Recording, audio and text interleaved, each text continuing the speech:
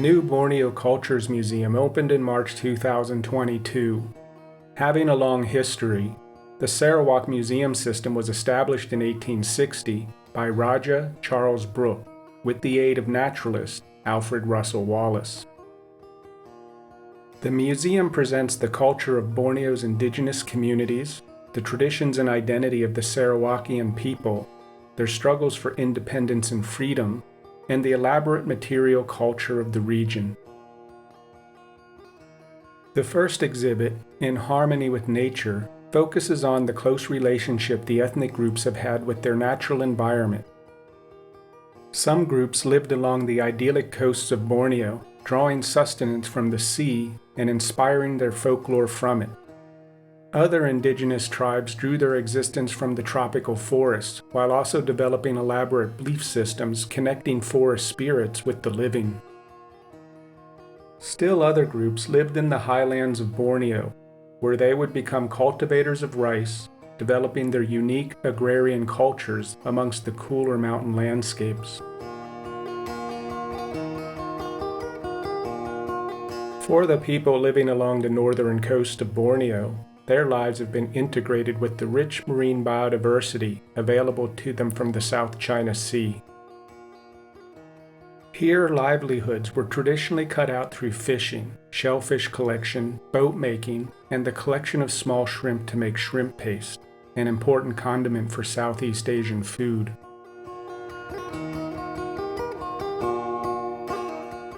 Sarawak's coast comprised large wetland plains and rich estuaries interwoven with mangroves, beaches, rocky shores, sandstone cliffs, and expansive mudflats. The coasts are centers of trade and activity, such as Sarawak's capital, Kuching, as well as Miri, Muka, and Bintulu. These bustling cities are predominated by Malay, Chinese, and Melanau communities. Here we are seeing the storyboards of a well-known Sarawakian legend about two princesses, Putri Santubong and Putri Sejinjang. As the story goes, these two royal figures were sent from heaven to end conflict between two villages, Pasir Putih and Pasir Kuning, which means white and yellow sands respectively. After peace was restored, a prince came to the land named Putra Serapi. Both of the princesses fell in love with him, igniting a jealous feud. War and violence erupted once again in the villages, and as punishment, the king of the heavens cursed the two princesses. Santubong was transformed into a mountain, Sejingjang into an island, and for good measure Serapi into a mountain far away from both of them. Today we can see the impressive peak of Mount Satubong from Kuching, which sits on a peninsula directly north of the city.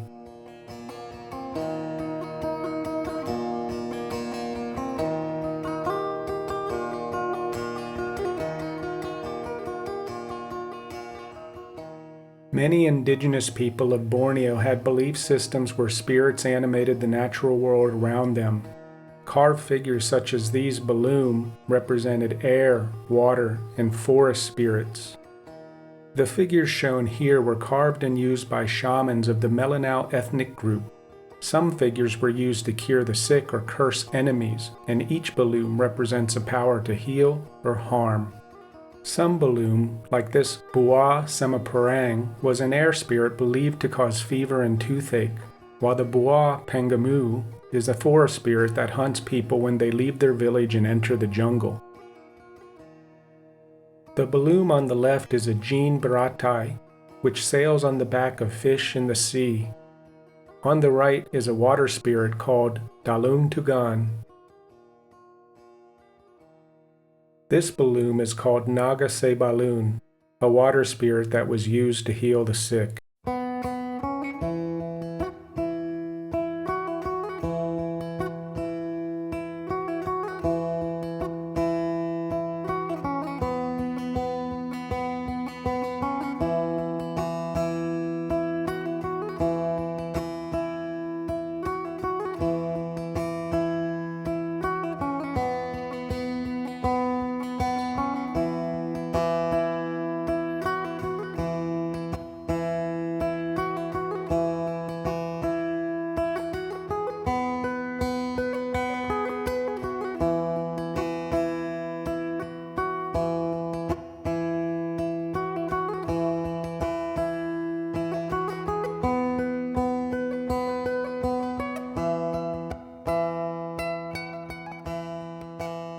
The interior of Sarawak is an expanse of hardwood tropical forest.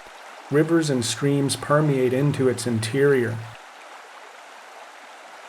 Traditional residents of the forest included indigenous groups such as the Kenya, Kayan, Badayu, Barawan, Iban, as well as one of the last remaining nomadic people of Borneo, the Penin. The traditional people of Borneo were very superstitious, believing in omens from another world that were read from birds they encountered in the forest. The noisy calls of this dark hawk cuckoo were believed to be able to take hold of a man's soul, driving him to death. On the other hand, hearing a scarlet-rumped trogon was an omen of good fortune for a hunter.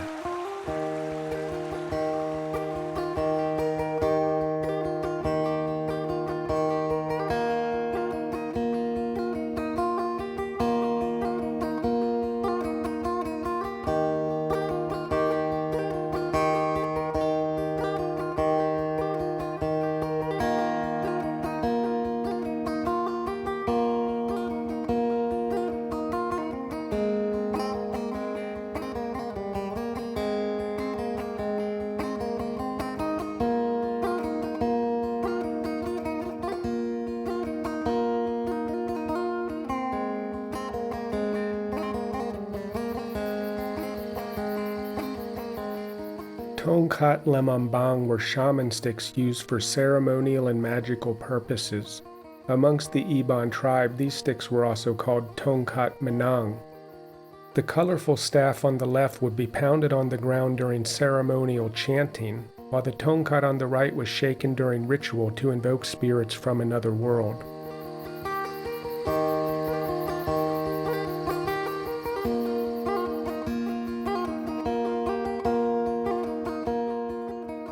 The indigenous groups of Borneo traditionally practiced headhunting, of which the origins of this practice remain obscure.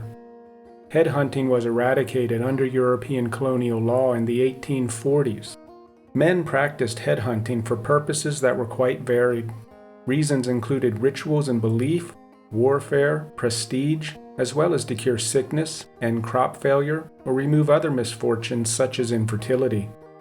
Heads that a man had collected were even offered as dowry in marriage. An ethnographer of Bornean culture, William Henry Furness, summarized the underlying belief of headhunters at the turn of the 20th century. Those who were once our enemies hereby become our guardians, our friends, our benefactors.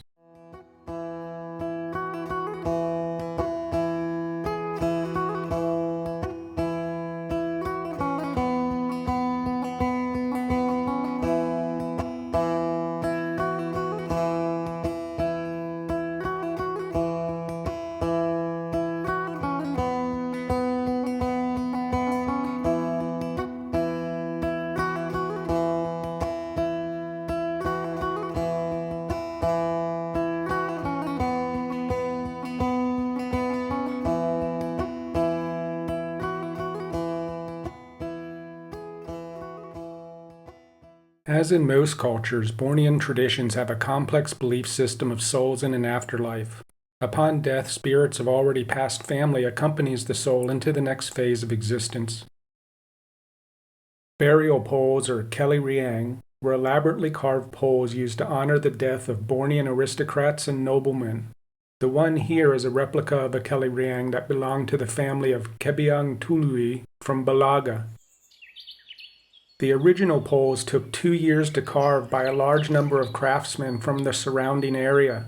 A variety of creatures have been carved into the pole, including dragons and hudok, which are the faces with large fangs and jaws. A large flat stone sits on top of the poles.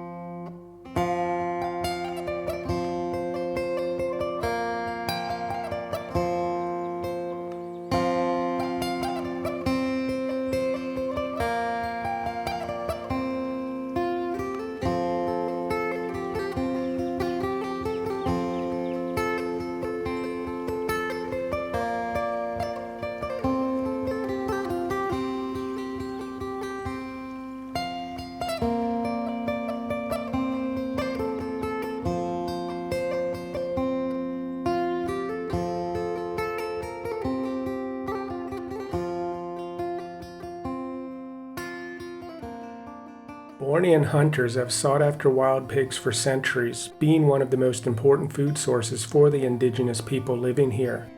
Hunters traditionally used spears and blowpipes to hunt, and they sought out areas where game would be most likely to occur. Blowpipes could take days to produce. A craftsman had to select the proper wood, carve it, and then bore a hole through the length of the shaft. To do this, they stood on a platform and bored through the pipe with a handheld drilling tool. The darts were treated with poison called ipo, which is a pale yellow gum from the tree Antiaris toxicaria. The darts were then dried by fire. Blowpipes were useful for hunting birds, squirrels, pigs, and other wildlife. The ipo poison is even deadly for humans.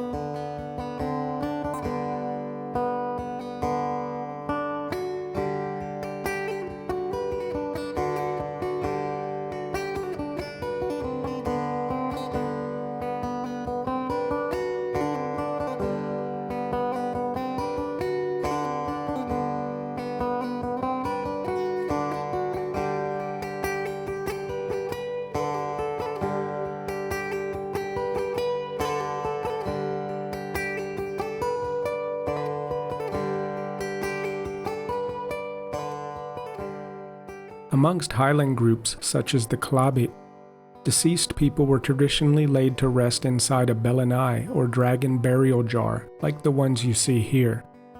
The top of the jar was separated using hot wire, and then the body was placed inside. Afterwards, the top was bound on with rattan. Smaller jars were used for the burial of children.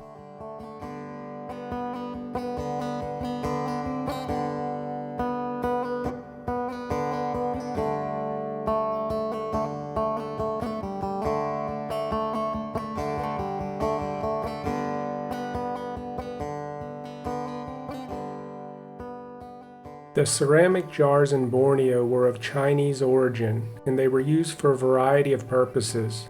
The dragon jar and brown jar you see here were both used to store rice in the highlands for longer-term storage. Rice at different stages of refinement are seen on the left. The Highlanders of Borneo believed in the concept of lulud, which was that supernatural power was present throughout the environment. They believed it was stored in stones and flowed in water. They also thought lulud could be controlled by collecting materials containing it. Crystals, stones, and antlers were used as charms, such as these thunderstones, which were thought to bring good fortune and protection to the owner. Some people were considered to be connected into the power of lulud. These characters were mythical heroes that could fly, shapeshift, control lightning, and pass through barriers.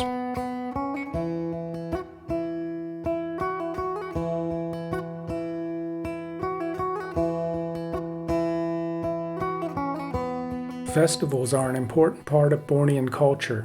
The term for festival or ceremony is irau amongst the Highland people, such as the Klabit and the Lun Bawang.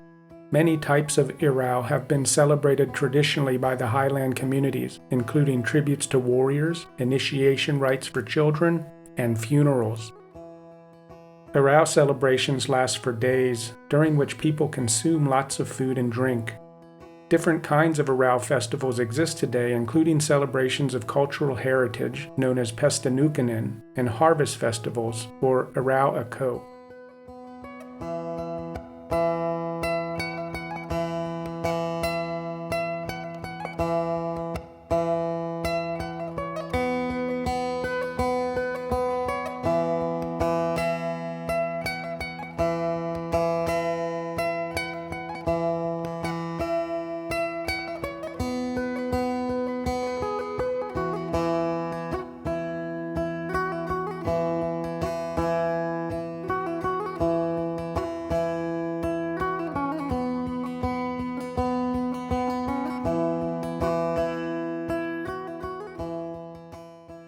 Highlanders have traditionally lived in longhouses. These homes contain large extended families.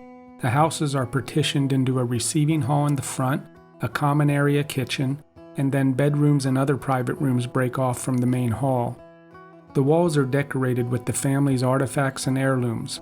In longhouses today, pictures are hung of current and ancestral family members in gathering areas.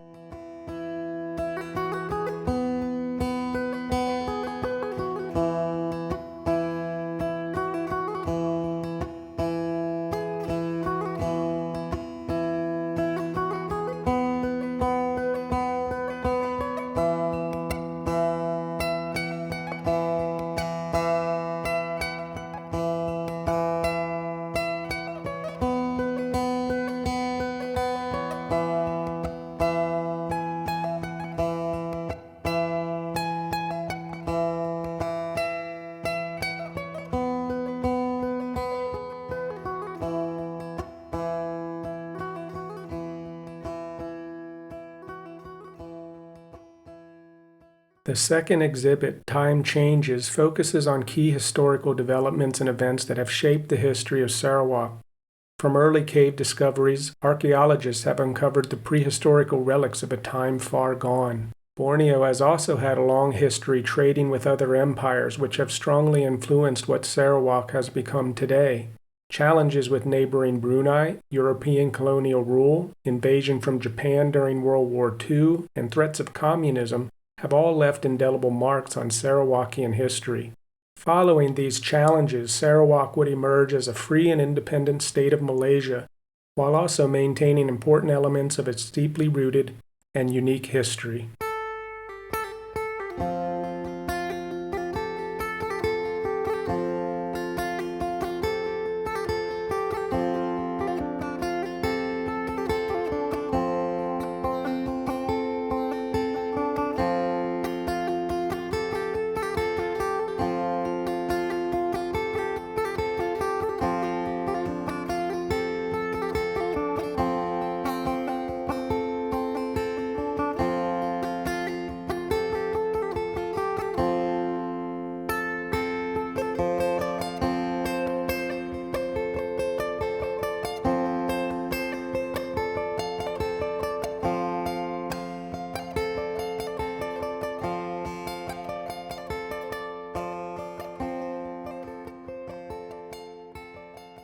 Numerous artifacts from Sarawak's history have been recovered from caves, most of these being extracted from the Naya caves in northeastern Sarawak near Miri.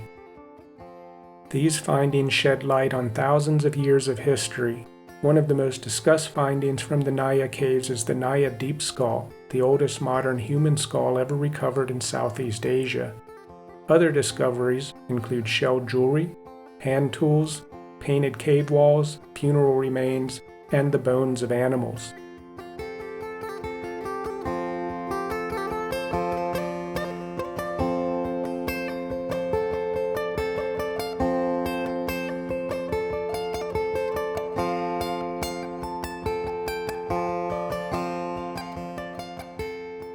The Naya deep skull is part of the skeletal remains of the Naya lady, who was discovered in the caves in 1958. She was buried around 35,000 years ago and is believed to be part of an early settlement of Bornean people that originated from mainland Southeast Asia. Most of the bones that have been recovered are from the skull, but also a left femur was collected.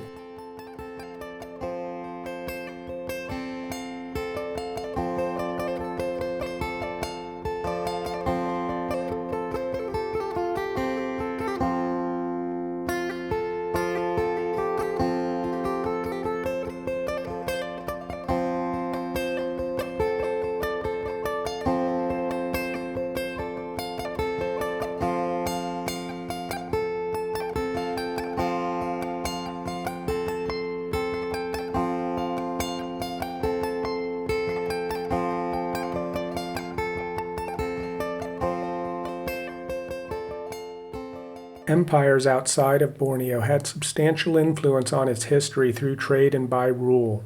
The Srivijaya Empire of Sumatra held power over Borneo across the 7th to 13th centuries, and then the Majapahit Empire from Java held control from the 13th to the 15th centuries.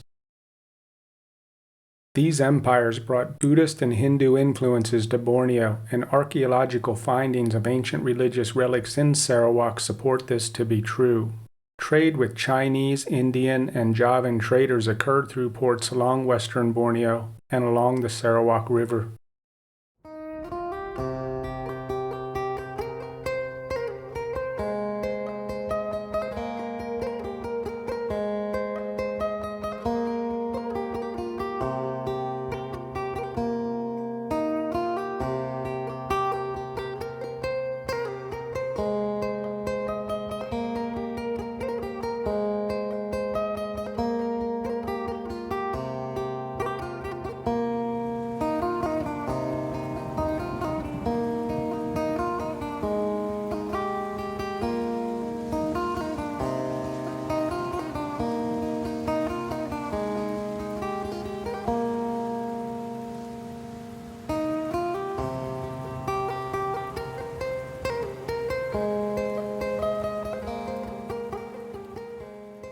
By the 16th century, Brunei had become the dominant power over northern Borneo. However, a long and complex history of conflict unfolded with the neighboring Sultanate of Sambas and the Rajas in Sarawak.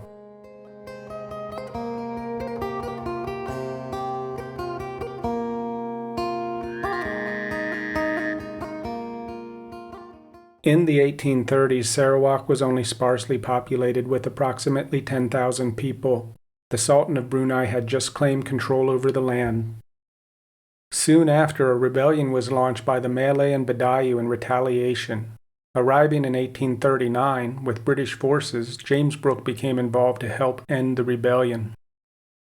Afterwards, the Sultanate offered Brooke the governance of Sarawak. James Brooke's family would hold on to rule for 100 years until Sarawak was granted independence on July 22, 1963.